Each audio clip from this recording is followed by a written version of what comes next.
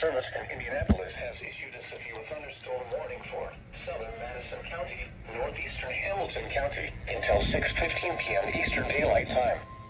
At 5:46 p.m. Eastern Daylight Time, a severe thunderstorm was located 7 miles north of Noblesville, or 16 miles west of Anderson, moving southeast at 30 miles per hour. Expected hazards include half-dollar-sized hail. This is a radar. I'm gonna be eating upstairs. The following impacts are expected. Damage to vehicles is expected.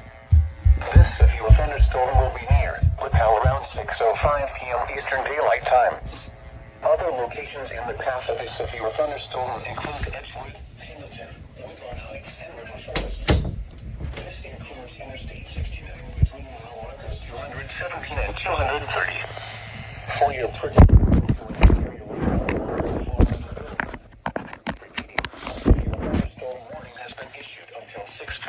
p.m. Eastern Daylight Time for the following counties in Indiana, Hamilton, and Madison.